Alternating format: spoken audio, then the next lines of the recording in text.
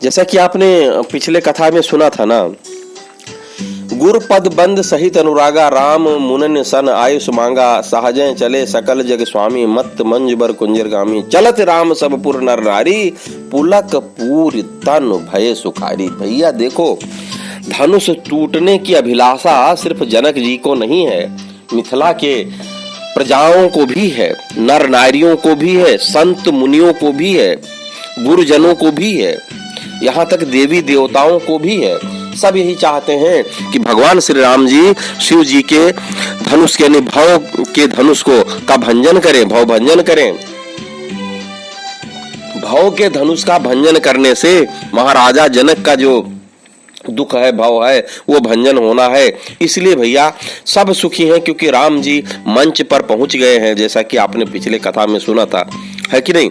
अब यहाँ पर देखिए क्या है ना कि श्री राम जी जब गुरु जी की आज्ञा सुनकर उनको प्रणाम करते हैं, कर करके पुनः गुरुपद बंदन करते हैं, इसके उपरांत वो हृदय का अनुराग प्रकट नहीं करके दिखाते, बारंबार प्रणाम करके अनुराग का चिन्ह प्रदर्शित करते हैं कि हे गुरुदेव, हमें जो कुछ करना है सब आपकी कृपा से होना है, हमारा इसमें कुछ लेना देना नहीं है, ये तो आपका आदेश है जिसका हम पालन करने जा रहे हैं। इसलिए ना मुझे हर्ष है, ना भैया कोई विषाद है, ना मुझे दुख है, ना कोई तकलीफ है, ना मुझे खुशी है, ना मुझे गम है ना। तो अब मुनियों का सम्मान प्रभु नहीं करेंगे तो कौन करेगा, उनसे जैसा कौन है भैया भक्तवत्सल है। तो अपनी भक्ति दिखाने के लिए श्री राम जी उनसे आज्ञा मांगते हैं, पुनः गुरु को प्रणाम करते हैं, इसी से गुरु का मान रखते हैं और मुनियों से आज्ञा मांगकर उनका मान रखते हैं। क्योंकि सभा में जितने मुनि बैठते थे सिर्फ केवल विश्वामित्री जी से उन्होंने आज्ञा नहीं मांगी, बल्कि सबकी तरफ दाएं तरफ से घूम घूम कर भगवान क्लॉकवाइज सबसे क्षमा प्रार्थना करते हैं। उधर मन ही मन भगवान शिव से क्षमा प्रार्थना करते हैं कि हे नाथ, आज इस धनुष पर ही महाराजा का संताप टिका हुआ है, इसको तोड़ने से ही मिटेगा। और आप तो जानते हैं कि हे नाथ, हम भक्त वत्सल हैं और भक्त वत्सलता के कारण इस धनुष को तोड़ना हमारा कर्तव्य है। उधर गुरुदेव भी हमें आज्ञा दे चुके हैं, तो हे नाथ अब हमें आप भी आज्ञा दीजिए। भगवान मन ही मन भगवान शिव की स्तुति करते हैं श्री राम जी। और भैया ऐसा कर करके वो जो है चलते हैं, धनुष तोड़ने के लिए उठते हैं, वहां से चल देते हैं। अच्छा, यहाँ पर देखिए, हर से मुनि सब सुन बर बानी, दीन आशीष सबहि सुख मानी। अब जब भगवान सबको प्रणाम करते हैं तो सब लोग बच्चे की तरह उनको आशीर्वाद देते हैं। पुनः गुरुजी तो इस समय पिताजी के स्थान लिए बैठे हैं, क्योंकि महाराजा दशरथ तो वहाँ नहीं, तो ये उनके गुरु भी हैं, पिता तुल्य भी हैं। उन्होंने विवाह की आज्ञा दे दी। धनुष तोड़ना और विवाह एक ही बात थी भैया, क्योंकि सीता जी का जो विवाह था वो धनुष भंजन के अधीन था। धनुष टूटा नहीं कि विवाह संपन्न समझो, बाकी तो सब खाना पूर्ति की बात थी। तो पिता तुल्य होने के नाते वो आज्ञा दे देते हैं कि बेटा जाओ धनुष को तोड़ दो, समझ गए ना। पर वह विवाह बिना धनुष तोड़े संभव होता नहीं, इसलिए तोड़ने की आज्ञा दे देते हैं। पर तोड़ने के पहले जिसका धनुष है उसकी अनुमति लेना परम आवश्यक है। तो जैसा कि मैंने कहा, इसलिए ब्रह्म कुल रूपी शंकर से अनुमति चाहते हैं। जैसे गुरुजी ने फूल लाने की आज्ञा दी, फिर भी माली से पूछकर सब फूल तोड़े थे, वैसे ही गुरुजी ने तो आज्ञा दे दी है। लेकिन संपत्ति किसकी है? धनुष भगवान शिव की है। तो शिव से भी भैया प्रार्थना करते हैं, बोलिए उमापति महादेव की जय। और इस प्रकार भैया सहजय चले सकल जग स्वामी, ठाढ़े भये उठ सहज सुभाए।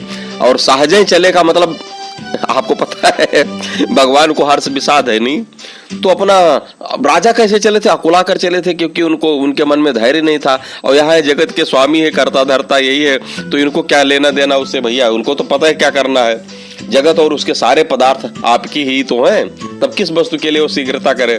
पुनः भाव की जो जैसा बड़ा होता है वैसा ही गंभीर भी होता है भाई। यहाँ भगवान श्री राम जी अपनी गंभीरता दिखाई। राजा लोग अपने अपने राज्य के स्वामी हैं, वो खंडित हैं, इसी से वह परिकर बांध उठे अकुलाई। और ये सकल ब्रह्मांड के स्वामी हैं, इनमें भारी गंभीरता है, इसलिए गज की चाल चलते हैं और जवान सिंह के समान खड़े होते हैं। मत मंज बर कंजर गामी, है ना। तो यह उनका स्वरूप दिखाया गया यहाँ पर भैया। अब सब राजा जो खंड मंडलेश्वर हैं, योम जीव हैं, इससे उनमें अकुलाहट होती है, स्वाभाविक है।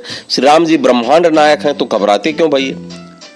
अच्छा, हाथी की चाल गंभीर और धीर होती है, मानो वह पृथ्वी को दबाता जा रहा है। तो इसीलिए यहाँ पर जो है मत गज की उपमा दी गई है। और उधर धनुष को कहते हैं कमलनाल की तरह, जिसे वो तोड़ डालेंगे। जैसे मतवाला हाथी सर में प्रवेश करके कमल की डंडी को तोड़ फेंक कर, वैसे श्री राम जी धनुष को तोड़ने का पृथ्वी पर फेंक देंगे, ऐसा गोस्वामी तुलसीदास जी ने वर्णन किया है। और ये बात जनकपुर के दूतों ने चक्रवर्ती महाराज से कही भी थी।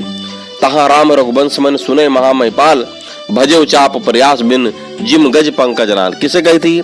जब वो दूत संदेशा लेकर आते हैं महाराजा दशरथ के पास अयोध्या, तब वो कहते हैं कि हे प्रभु, आपके बच्चे ने ऐसे धनुष को पकड़ के तोड़ दिया जैसे कोई मतवाला हाथी जो है कमल के जो है तने को तोड़ देता है, मुलायम तने को तोड़ देता है। अच्छा, पूर्वासी जो थे मिथिलापुरी वाले, वो तो पहले भी उनके स्वरूप को जानकर उसकी सुंदर है देखकर सुखी हो गए थे। यहाँ तक कि स्त्रियों ने इतना तक कह दिया था कि स्वयंवर हो चाहे न हो, ये किनारे धरा रहे। इतने भगवान महाराजा जनक को तो अपना जो है प्रण कैंसिल कर देना चाहिए और इनसे जो है माता सीता का विवाह कर देना चाहिए। लेकिन इसलिए वो ज्यादा सुखी है उनकी सुंदरता को देखकर। देख लोग सब भय सुखारे, एकटक लोचन चलत न तारे। और अब चाल की सुंदर दशा देखते हैं, जैसे भगवान मतवाले चाल हाथी की तरह चलते हैं, गज की तरह खड़े होते हैं और शेर की तरह वहां से चलते हैं। तो ये देखकर भी वो सब सुखी होते हैं, क्योंकि उनकी भावना श्रृंगार की है। जहां कहीं शोभा वर्णन मिलता है वहां पूर्ववासियों का सुख कहते हैं। सब पुर नर नारी भाव की छोटे बड़े सभी श्री रामचंद्र जी के अनुरागी हैं। और रंग भूम आए दो भाई, अस सुध सब पूर्वासिन पाई, चले सकल गिरे काज बिसारी, बाल जवान जरट नर नारी। ऐसा तो भैया वो लोग चलते हैं, दिखाते हैं। यही सब पुलकित हुए, इसीलिए उन्होंने पुलकित कहा। उनको क्या लेना था, जो तमाशा हो रहा है उसमें मजे लेने हैं, देखने हैं उनको, तो इसलिए वो हम सदा खुश रहते हैं। और वैसे बात अगर इसको थोड़ा धीरता से समझो भैया, तब जहां भगवान होंगे वहां कौन दुखी होगा है कि नहीं। जनक बचन सुन सब नर नारी, देख जान के भय सुकारी, है ना।